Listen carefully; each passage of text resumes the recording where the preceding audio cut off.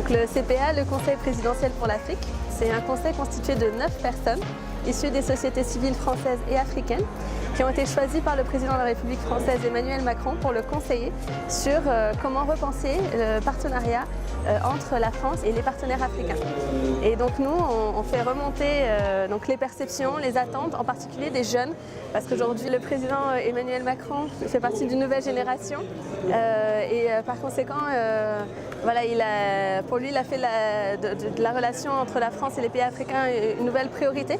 Et notre rôle, c'est justement de lui faire remonter quelles sont les vraies attentes des jeunes en Afrique aujourd'hui et comment on peut vraiment soutenir la transition et la jeunesse. Aujourd'hui, ce qui est clair, c'est que la création du Conseil présidentiel pour l'Afrique, c'est une reconnaissance du savoir-faire africain, puisqu'on est tous issus des sociétés civiles africaines, on est tous des acteurs.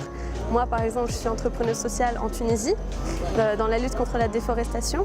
Et donc, le fait de pouvoir conseiller directement le président, c'est une reconnaissance et c'est la preuve que la France aujourd'hui, elle prend en considération le fait que l'innovation, elle est avant tout en Afrique et que s'il y a des réponses à avoir, c'est bien en Afrique qu'elles sont. Depuis que je suis à Abidjan au Lab, j'ai eu la chance de pouvoir rencontrer les entrepreneurs du Africa Rethink Awards. Et donc c'est plein d'idées extraordinaires, passionnantes. Et surtout moi, ce qui me fait toujours plaisir quand je rencontre des entrepreneurs africains, c'est que c'est des startups, mais elles sont toujours connectées à un besoin social, environnemental, local.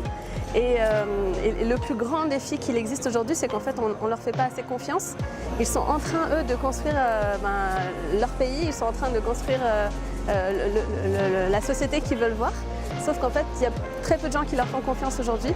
Et du coup, ça fait plaisir de pouvoir échanger avec eux, de pouvoir surtout apprendre d'eux et découvrir leurs idées et leurs passions. Mon plus grand souhait, de réussir à faire remonter le plus fidèlement possible les attentes de ces jeunes que je rencontre auprès du président de la République et surtout que ça se concrétise en actes concrets et que derrière, la politique de la France évolue, qu'il y ait des outils qui soient plus adaptés, qui soient mis en place.